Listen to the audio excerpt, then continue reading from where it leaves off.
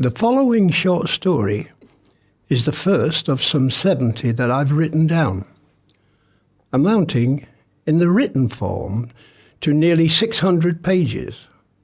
I hope, in both its hearing and eventually its reading, it will provide you with a chuckle or two.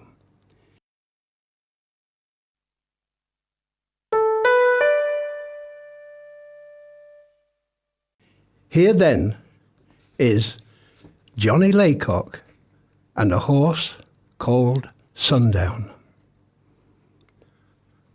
I imagine every single human being, at some time or other in their lives, spends at least a few moments, perhaps a great deal more than that, philosophizing about life and the many ifs, maybes and what ifs, the things they've done, decisions they've made, and the path or paths they'd chosen at any one given time.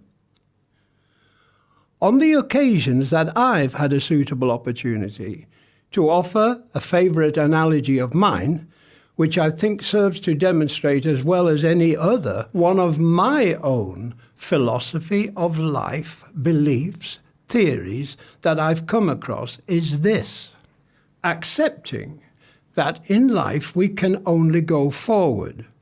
We cannot, notwithstanding Albert Einstein, go back. Imagine, if you will, a very small insect being subject to that same can only go forward criteria, starting up the trunk of a very large tree. For the sake of argument, let's allocate to it a male gender. He starts at the bottom of the massive trunk, heading upwards, onwards. Soon he comes to a point where the trunk splits into limbs. Now he must decide, make a choice, as to whether he heads left or right, east or west, as it were. All right, if you have a geographical problem, north or south. But see, I have a problem with that, because to me, heading south suggests going back down the trunk again. He makes his choice, makes a decision, and he moves to the, okay, you decide. Soon he has to decide again, as now the limb splits into several branches, and now he has a number of choices, more decisions. Now perhaps he ruminates on the alternatives. So this one, that one, or perhaps even that other one. He makes a choice, he decides, and sets off again. The trouble really starts now, as very soon he's faced with a pile of twigs. And they're going off all over the damn place, all right? North, northeast, northeast, northeast by north. Hell, I've barely started on the 32 points of the compass, and I'm damn sure that he hasn't got one of those. You get the idea. Well, all right, I can see now I should have rendered him a her.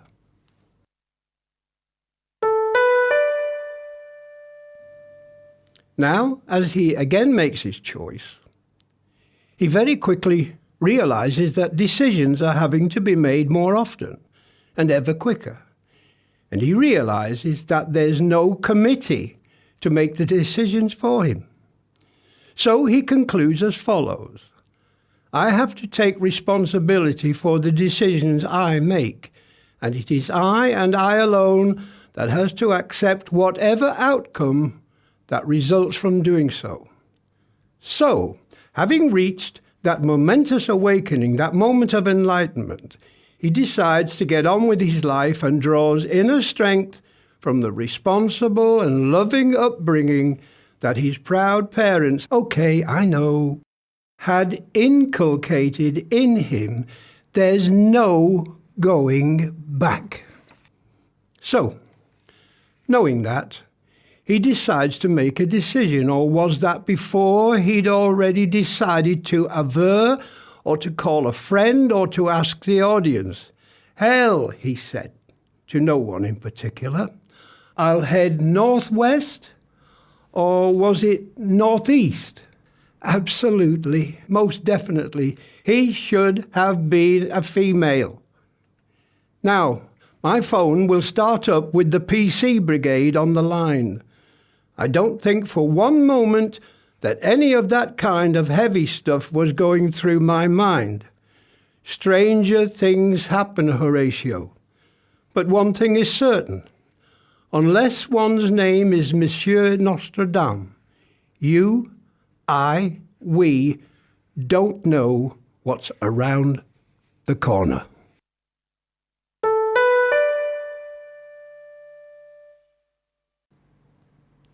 We ordinary mortals don't know what will follow each decision we make to turn left or right, to turn round, which in geographical terminology is definitely not the same as turning the clock back. So, life then is all about making decisions. And that's how it was for me one lovely sunny day. It was a very beautiful summer's morning. Not particularly hot, just, at least for me, perfect. I've never been able to enjoy very hot weather, as I've often explained. When asked why I never seem to have much of a tan, I have invariably replied, although I've always liked the sun, however, does not and never has liked me. Being fair-skinned, I burn easily.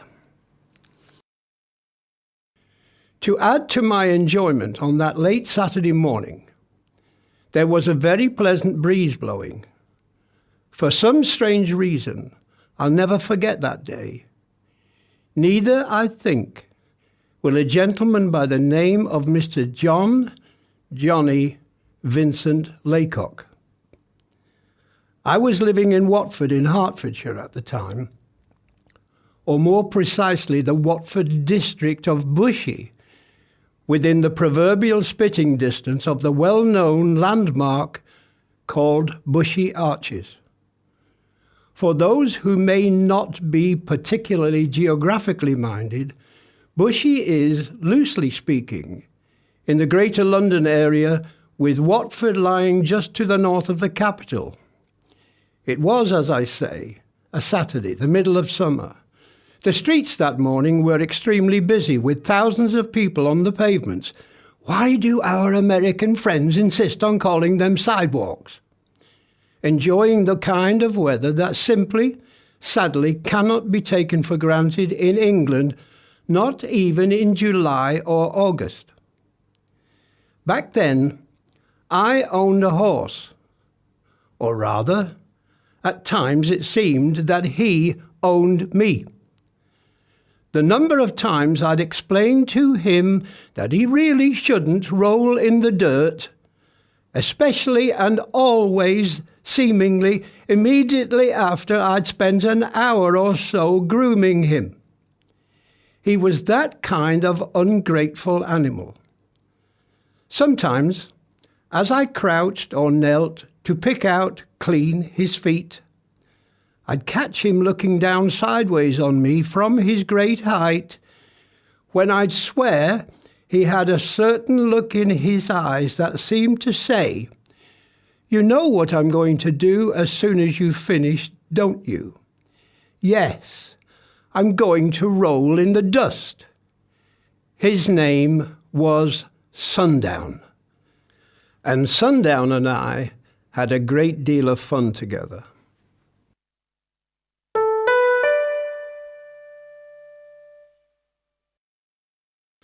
Sundown stood nearly 16 hands high. He was of a very muscular cob build. At a rough guess, he weighed in at a healthy 3/4 of a ton. His colour was a wonderful copper. His mane and tail were a magnificently rich flaxen tone. His feet, all 4 of them, matched the colour of both his mane and his tail. the latter of which nearly touched the ground. I was also at the time the proud owner of a beautiful Western saddle, bridle and stirrups combination, and having been a fan from childhood of all things Western, or was that American? Suddenly, on that particular occasion, an opportunity to show the people of Watford what they were missing out on popped into my mind. And with the weather being absolutely marvellous, I decided I'd fetch Sundown from his 3-acre paddock, and together we'd take a look at Watford and let the people of the town have a look at us. I made a decision. I could have gone this way, that way, or even... But I didn't. I chose to go one particular way. Decision made. On this occasion, I'd given him his entitlementary grooming time. Have I created a new word there for the wordsmiths of the Collins Dictionary? Perhaps that should be obligatory time, of some 60 minutes grooming. But then I'd promptly marched him outside of his 3-acre summertime residence to where there was no dust for him to roll in. Then, removing his tack from the rear of my car, I saddled him up, and at a very leisurely walk, with me showing off my magnificent steed, we set off together. He really did look quite splendid, with all that leather and beaten silver on him. And I swear, each time we saddled up, he was as proud and full of himself as his master was. Well, you have to understand, I didn't, and still don't, smoke, drink, gamble, take drugs, go skydiving, mountaineering, potholing, bungee jumping, go with fellas, or vote Labour. Hey, who's perfect? Saddled up and coming out of his summer residence, that 3-acre paddock, in winter he was stabled, we headed in the direction of the main central shopping area. We passed the laundrette, smart name that, on the corner of Oxley Avenue where I lived, through the bushy arches, on up past the railway station, and northwards towards Watford town centre.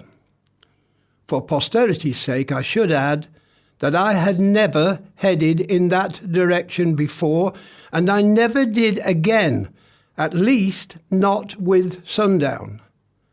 I had usually turned away from the town. On up Watford High Street. The route we were following took us in the general direction of the Queen's Road, where my most regular show business agent, the legendary Johnny Laycock, had his office. The number, the address of his office was 46A. We, or maybe that was he, Sundown, attracted, as he usually did, many an admiring glance, and for good measure a few comments, some of which were quite vulgar, along the way, as we clip-clopped towards the intersection of Queen's Road. I'd very recently had him shod, and new shoes always seemed to me to have a lovely melodic ring to them, especially on hard concrete or paved stone surfaces. And the music of his hoofs was always a joy to me. With his new shoes on, to my ears, it was all music that fine day. For all I know, Queen's Road in Watford may no longer exist. It may have been widened, integrated into a mind-numbing one-way system, cleverly designed to drive drivers to either the church or to drink. But at that time, Queen's Road, or at least that part of it that I was quite familiar with, at street level anyway, was largely given over to offices.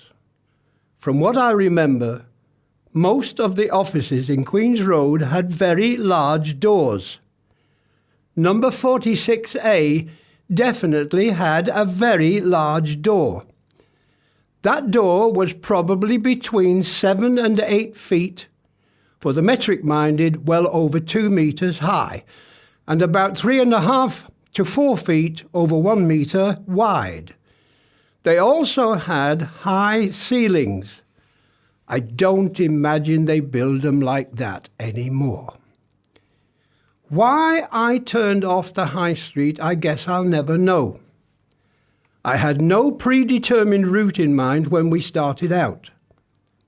And even as I turned Sundown to the right, with a gentle squeezing of the knees, and for all those folks who don't ride, the knees and the word impulsion play a large part in the relationship between a horse and his or her rider. But that particular high summer Saturday morning saw country music singer Jed Ford and his horse Sundown heading down the left-hand side of Queen's Road in Watford in the county of Hertfordshire, getting ever nearer to number 46A.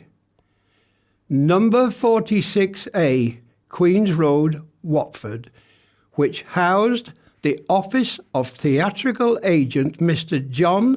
Johnny Laycock, often also referred to as JVL.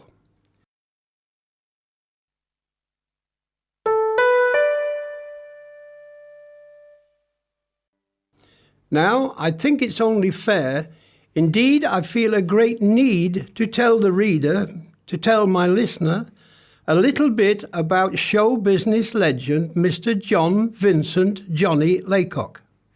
From the Middlesbrough area of the northeast of England, entertainer extraordinaire JVL was an absolute master of his trade. If, dear reader, dear listener, you asked anyone who ever knew or knows him, anyone who ever worked with or via him or via his agency, in fact anyone who ever came into contact with him, they would invariably have a story to tell that they'll remember forever and always, and far more often than not. The telling will be done with affection and most probably, at the very least, with a smile or a chuckle, perhaps even with howls of laughter. Stories about the man are legion, countless, funny. Many are outrageous, many of which to doubting Thomases would seem unbelievable figments of over-fertile imaginations, and yet, I assure you, promise you, in saying those things, in using those adjectives, those superlatives, I've barely scratched the surface of the legend of Johnny Laycock.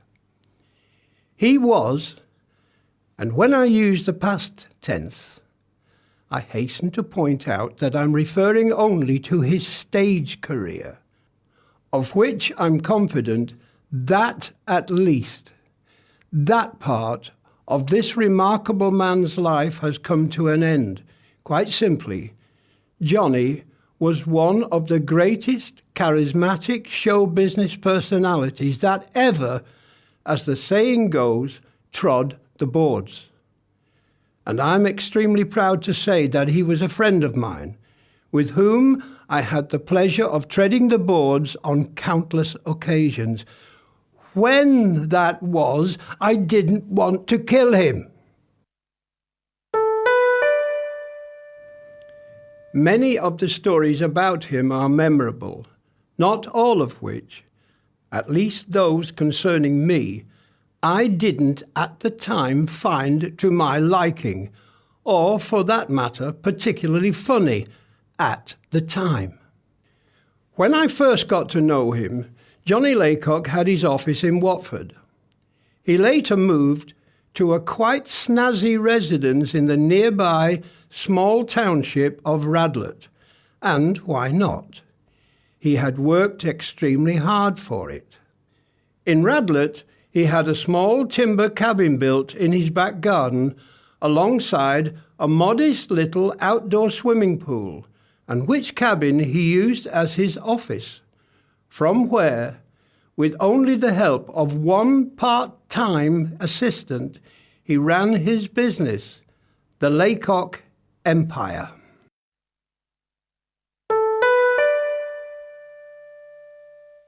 The mention of that particular Radlett property brings to mind a story that warrants, nay demands, telling on its own merits.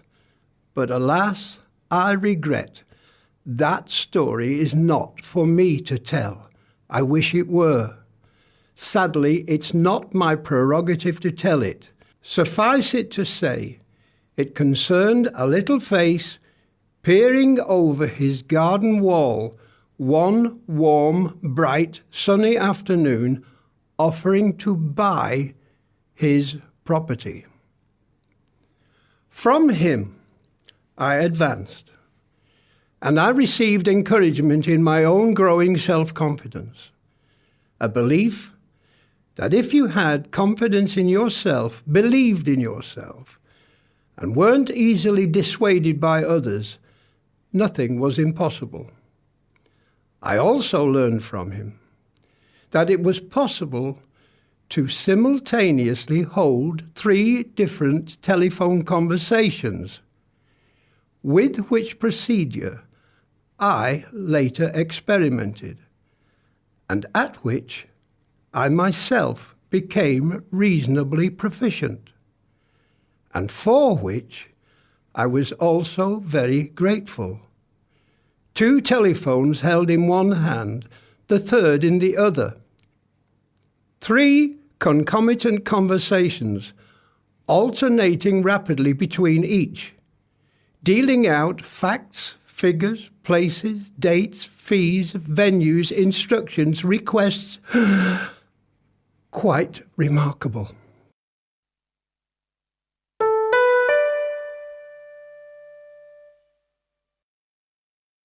As an aspiring professional entertainer, Johnny gave me a break when no one else would, because at the time I was unknown, and that is something I will never, ever forget.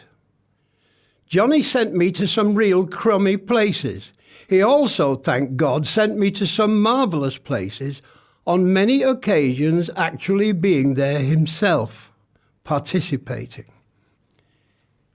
If he himself ever gets to hear this, it was you, Johnny, oh dear, who arranged for me to go to the Italian city of Milano, my one and only ever visit to that country, when, apart from the venue, the regional shape, Supreme Headquarters, Allied Powers in Europe headquarters, where I was due to do my cabaret show, where an incident occurred, which I will never forget.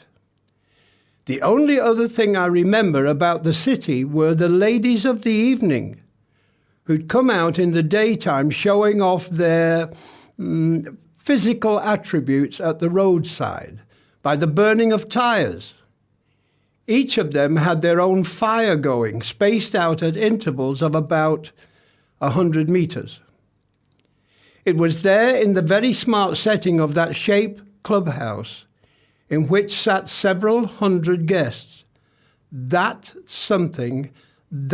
incident happened, the likes of which had never happened to me before, probably not to any other entertainer either, and is unlikely ever to happen, at least to me again, and that, oh dear, again, is another story. You never did hear about what happened there, did you, John? My visit to Italy lasted all of 24 hours. Perhaps one day I might have a chance to correct that. But hey, Johnny, I didn't start it. She did. Has anyone else ever organized horse racing on film?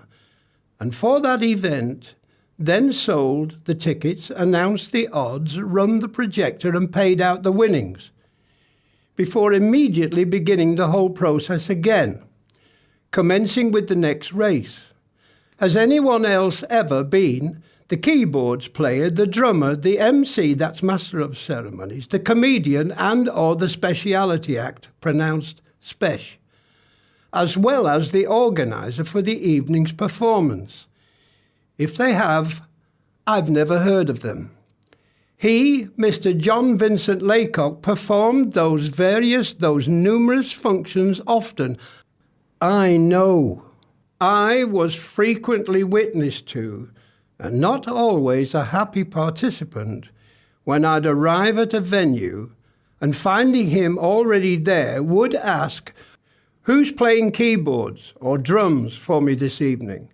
Or "Who's going to MC the show?" Only to be answered in a casual, dismissive voice, yet always said with his trademark grin, "I am." And he did, many times over.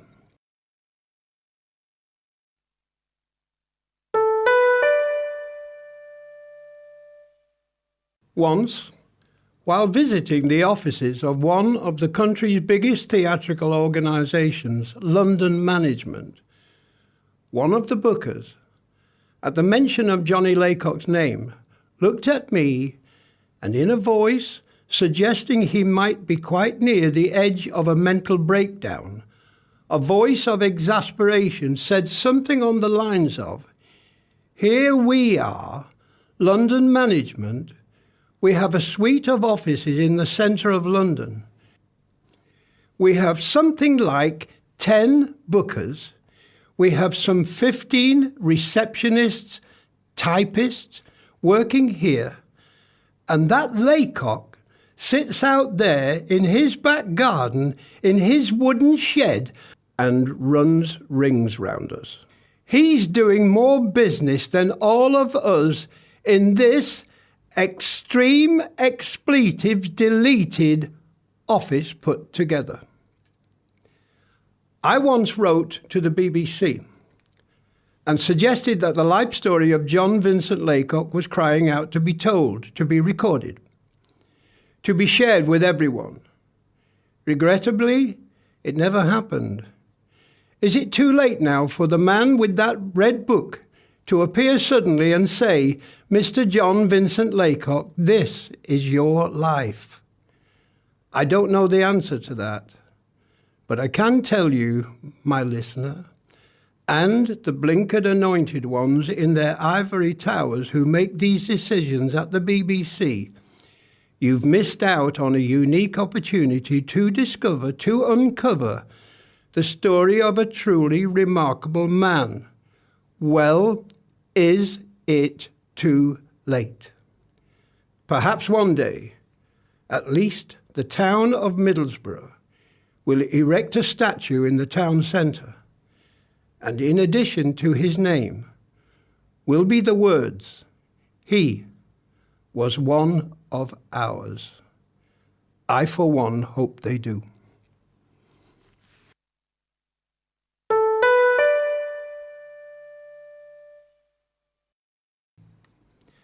Memo to the mighty powers that be at the supposed public-owned BBC. If you were to produce a series of This Is Your Life programs dedicated to and about the life of John Vincent Laycock, and you discovered sufficient material to be shown every day for a whole year, I suspect you still wouldn't be able to uncover or relate all of the stories that are out there about him. Should his funeral, and I hope that day will be many, many years away, happen to take place in the Watford, Hertfordshire area of southern England, and if advance notice of it were made public knowledge, they'd need at least half of, if not all, the local police force to control the crowds and the traffic. Now, where was I? I digressed, didn't I? And that's about to happen again. I've been accused of that many times. Oh yes, Queen's Road in the centre of Watford, on the back of Sundown, my trusty steed. Queen's Road, a one-way town centre street where not so very long before a building had been demolished, leaving a reasonably large, flat, open space, which was serving as a very useful, temporary, unofficial car park, offering much appreciated relief to local motorists.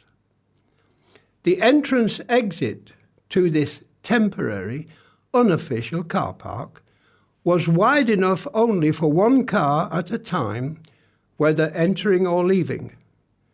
And like many others, I had made use of this welcome free facility on quite a number of occasions.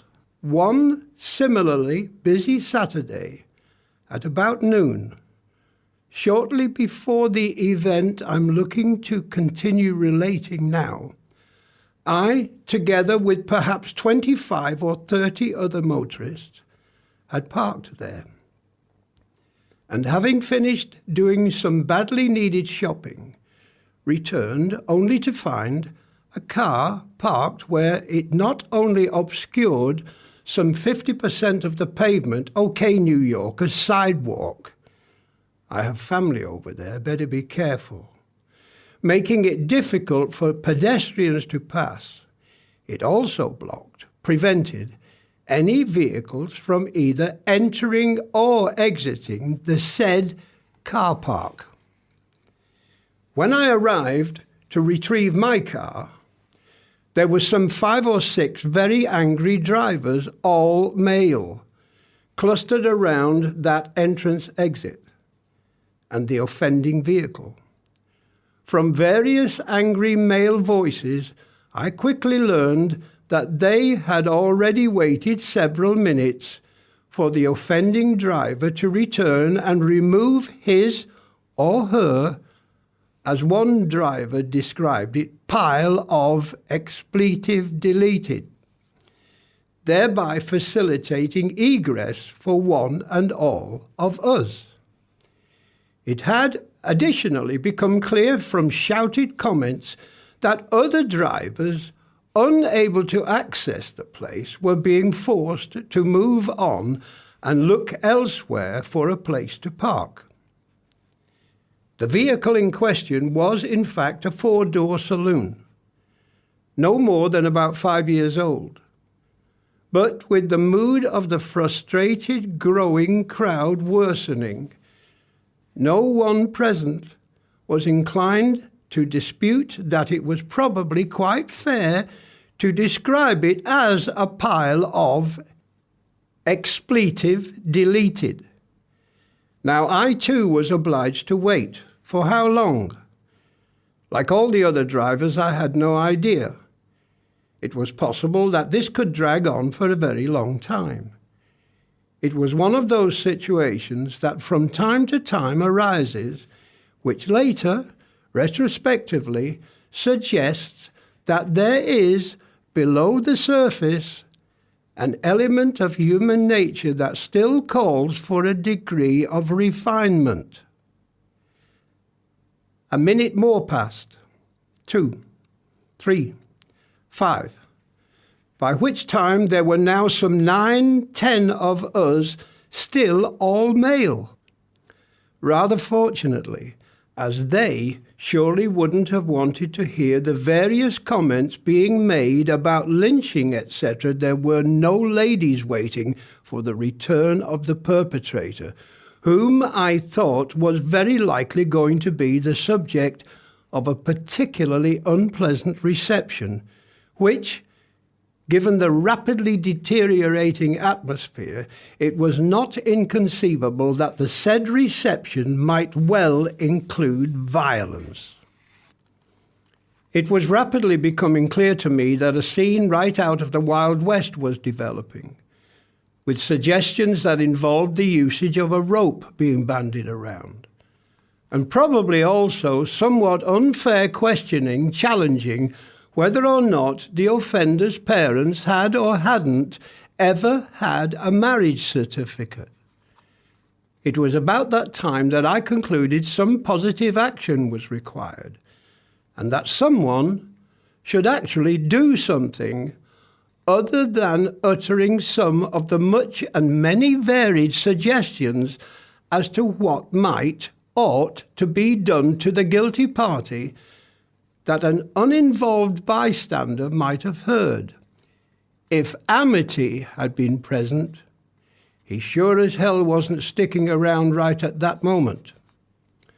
I requested that all present should temporarily cease all verbal interaction, whilst I intimated my theory for resolving the matter, e.g., removing the offending impedimentary obstruction, saying something to the effect of, "Gentlemen, I have the solution to this inconvenient and irritating problem. This is what I propose we do. With so many of us here, and still no sign of this inconsiderate and extremely selfish chap who is causing us such dreadful inconvenience," or words to that effect, as men do when together without the presence of members of the fairer sex, "we'll relocate this gentleman's item of mechanical merchandise to that other geographical location approximately 15 feet, 5 meters, away from its present one, e.g. the middle of the road." Why, incidentally, did we all assume that the offender was male? Where, when we have terminated our action, I suggest we absent ourselves from the locality forthwith. It seemed as though that tiny part of the centre of the town of Watford had come to a stop. It must, for an observer, have been quite a sight. Some 9-10 men bumping, dragging, rocking, rolling, pushing, shoving a locked car, which, for good measure, to the undoubted shame of us all, was accompanied by a few expletives, none of which were deleted. That offending car was unceremoniously deposited in the middle of Queen's Road, allowing all of us temporarily inconvenienced drivers to exit the area. Now, I freely acknowledge that in doing that we automatically brought to a halt all movement down that road, as with a number of vehicles being parked along the one side, it was then quite impossible for other vehicles to pass. I, together with all the other now freed owners, quickly started up our respective vehicles and got the hell out of the area, leaving a scene of chaos and pandemonium behind, which I assumed would very quickly attract the attention of the local constabulary. I did not stay around to find out. Later, often, with many a not too shameful grin, I reflected on how the driver of that car would explain his or her choice of parking place to the inquiring officers of the Watford police force. But I digressed again, didn't I?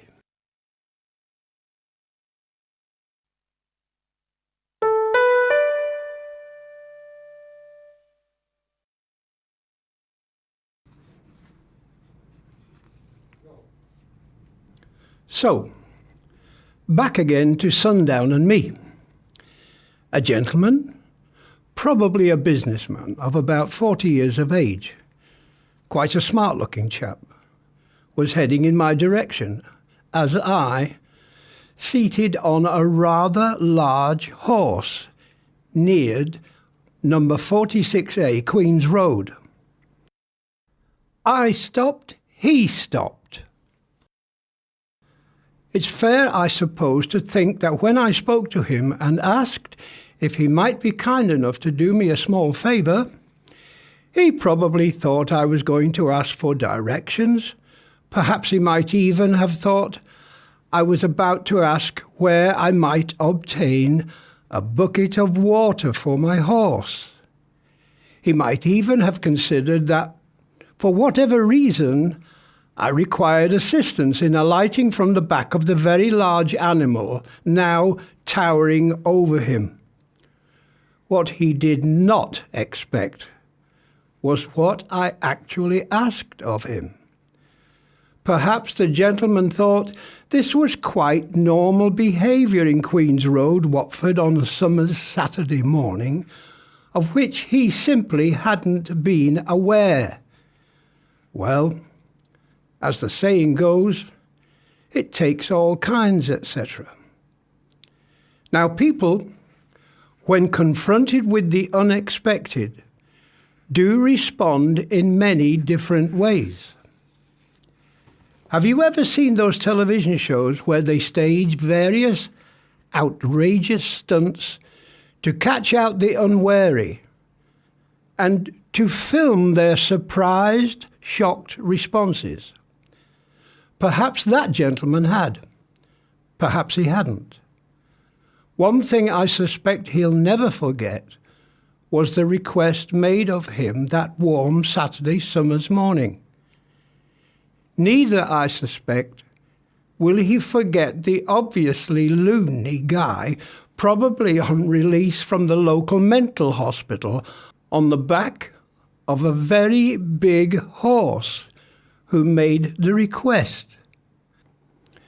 The request, which was, "Could you open that door for me, please?"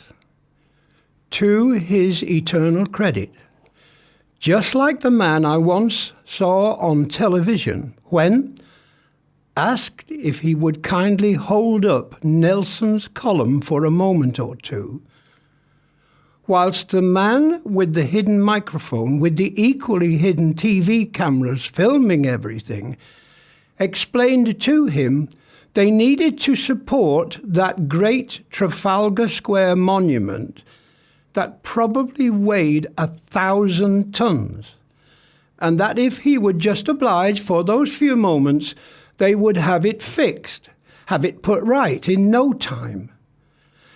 As the TV guy disappeared round the corner, that man held up that great monument, Nelson's column, for perhaps 20, 30 seconds, before he began to realise that he'd been well and truly had. The businessman in Watford's Queen's Road looked up at me and simply and very calmly repeated my request. "Open the door?" I just as calmly replied, "Yes, please." Now, I know that the heat of the summer does affect different people in many different ways, not all of which would be thought of as being normal or usual. And observing what some might deem to be rather odd behaviour, various people with varying personalities will, of course, also react to the things they witness in many different ways. This particular gentleman simply replied, "Right-o," and he very kindly obliged me by doing what I requested, just as he might have had he been asked to pass the paper or the salt cellar or something as equally mundane around a dinner table. He opened the door to number 46A Queen's Road and stood back and smiled, which is, I suppose, quite a natural thing to do. In fairness, it is very possible that he thought I was merely going to shout something to the occupants. What that gentleman, out on a leisurely Saturday morning stroll, and up to that point minding his own business, actually expected, and what happened next were, I imagine, two very different things. Shock, apparently, like a great range of emotions, has many different ways to manifest itself. I have no idea what thoughts went through the mind of the gentleman in question, but A phlegmatic shrug of the shoulders appeared to me to be his only response, at least his only outward response. He watched as I turned 3/4 of a ton of rippling, muscled, powerful, masculine horseflesh into the office of theatrical agent extraordinaire John Vincent Laycock.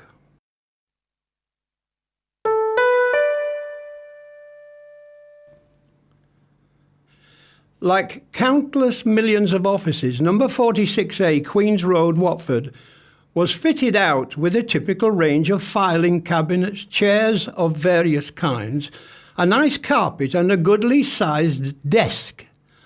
On that desk also was a small portable radio, churning out live music, pop music. Behind the desk sat my favourite agent, the man I'd come to know, to work with and to like, JVL, Mrs. Laycock's son, John Vincent Laycock. Johnny was not a large man. He was quite stocky, though. His build, in another existence, might have offered the possibility of his becoming a very good ice hockey player, where a muscular physique seems to be a great asset when it comes to punching the other guy's lights out. Well, that's how it seems to me on the TV. But he did command that desk with a great deal of comfortable self-assurance and, it must be said, authority. I suppose it's also possible that after I left, someone called a doctor, and he was treated for a severe case of shock. No, nay, never, not Johnny Laycock.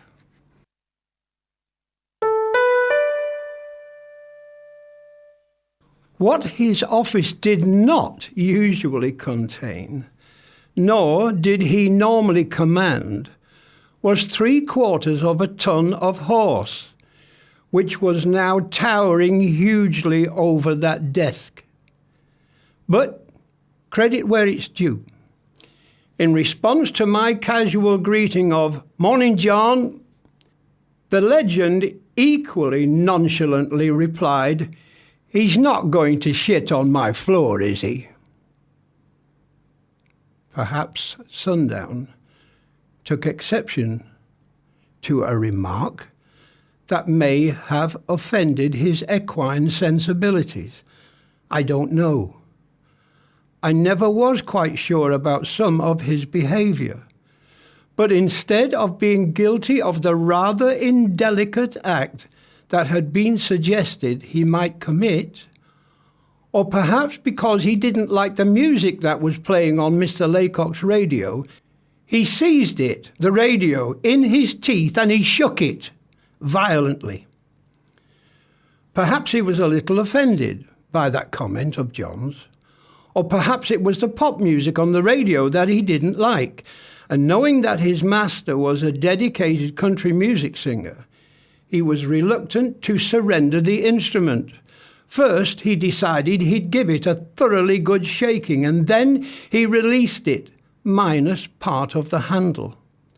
By which time I'd already decided that it was time to depart the premises. After all, it wouldn't do to have him leave behind a deposit which didn't have the usual commission incentive of 10%, which is a statutory part of every show business agent and agency.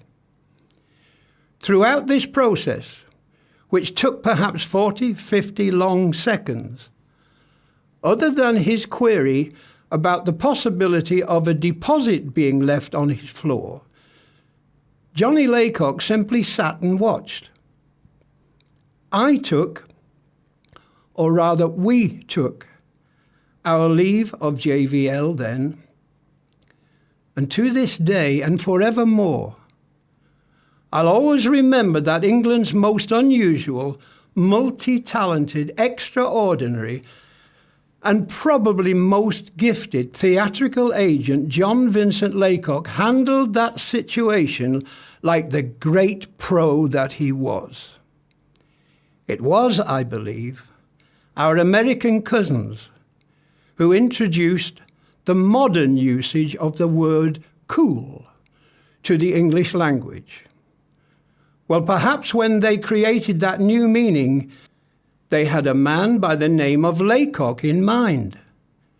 Because by God, Johnny was cool behind that desk on that long ago Saturday morning. A real cool, and here's another Americanization, dude. If I could put the clock back, would I change any of the things, the situations, the messes, the scrapes you got me into, Mr. Johnny Laycock? Would I have missed all this, all that? If I said yes to that question, I truly would be in need of a visit to or from a particular kind of medical practitioner who comes with a fishnet, a large club, and a retinue of equally white-coated assistants. Remember the time you called me up and asked, "Jed, can you get me out of the expletive deleted again? Could you pretend that you're from Texas?" Or the time when I'd supposedly broken my leg, which healed remarkably in a week. And it was me that had to explain the miracle to the manager of the club. Yes, you got me into that one too. And it was you that sent me to that club in Slough when the resident compere, just before he announced me on stage, felt he needed to tell the audience the whole story of the recent death of Mr. X club member, leaving behind a heartbroken and virtually destitute wife and family. Then that MC introduced me to the audience that he'd virtually rendered into a heartbroken scene of tears and tears and tears. All the time when you sent me up to that 5-star hotel in Edinburgh. Hey, I never did tell you what happened up there, did I? And it was you who asked me if I would go and do a show for a small ladies' party. That's what you called it. Which would be harmless enough, wouldn't it? Except that what you did not tell me was that it was a hen night. And the show those 200 or so nice ladies were expecting was not what I had in mind when I walked onto their stage with my guitar. And you didn't tell me what his act was when you asked if I could help out by letting a fellow cabaret artist stay at my house for a few days. You didn't say that a certain national Sunday newspaper would be hammering on my door wanting to interview Britain's first male stripper.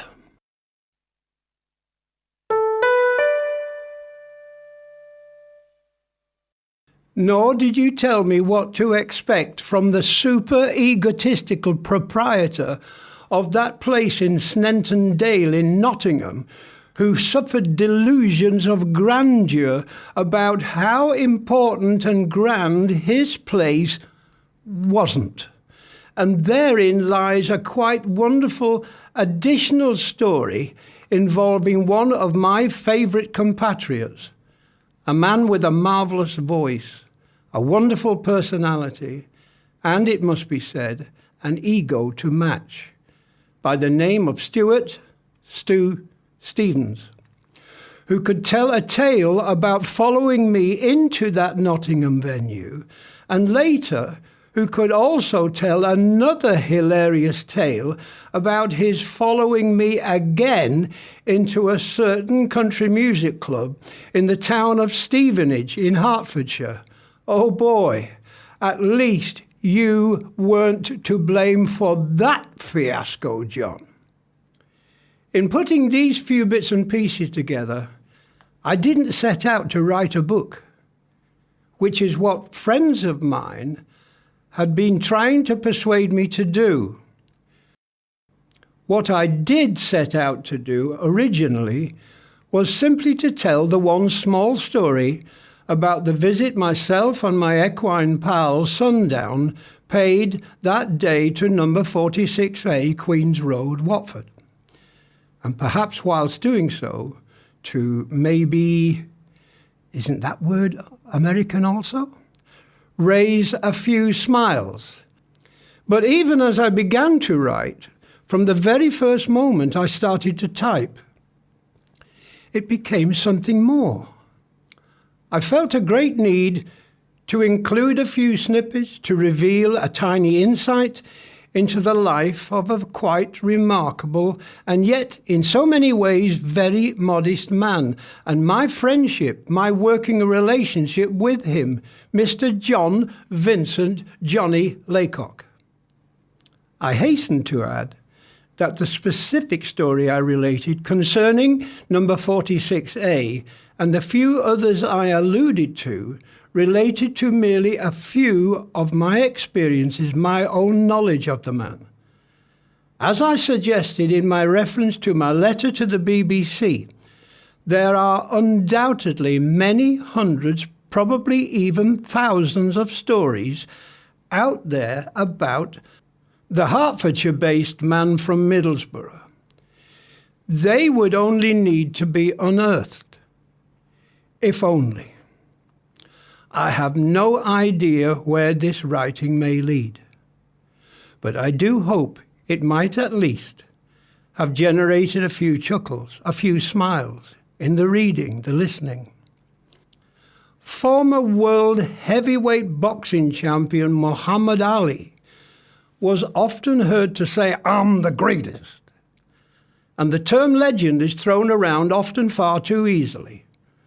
For me at least, Mr. John Vincent, Johnny Laycock, you were all of those, and a whole lot more. I, and I'm sure, a few thousand other entertainers and musicians, if they knew about me writing this story about you, would all salute you. Earlier, when mentioning performances, I referred to Johnny also featuring as the speciality, pronounced Spesh Act too. It would be remiss of me and an injustice if I didn't point out that in his early days, Johnny sometimes did a one-man band act, wherein he played 3 trumpets, a harmonica, cymbals, and a bass drum, which was fastened on his back, virtually all at the same time. And it was that he turned to when he thought it appropriate or necessary to make up the numbers for a show, a concert. He performed as the speciality act. And a reader may recall that I've written that was in addition to him organising the horse racing on film. And for that event, he sold the tickets, announced the odds, operated the projector, and paid out the winnings, before immediately beginning the whole process again, commencing with the next race, all of which preceded the cabaret show. He was also on occasion keyboards player, drummer, bass player, comedian, and/or the MC, master of ceremonies, as well as the organizer of the whole event.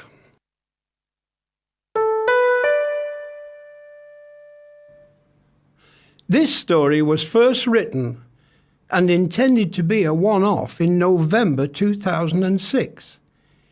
It was sharing this story with a number of friends around dinner tables that led to my relating other stories, which in turn resulted in me now, a number of years later, writing down, registering, recording a whole host of events, happenings, occurrences that I've been involved in or responsible for. It's become a project that is now a major work for me. This is only story number 1. The way things have progressed, 69 more stories have been added, for which I'm now seeking a publishing contract.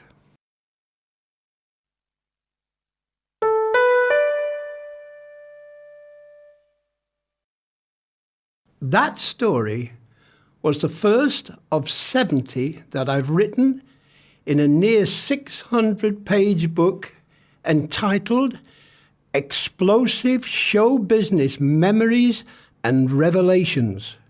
Watch out, listen out for more of them, and hopefully for the publication of this book of mine. Jed Ford, author, August 2017.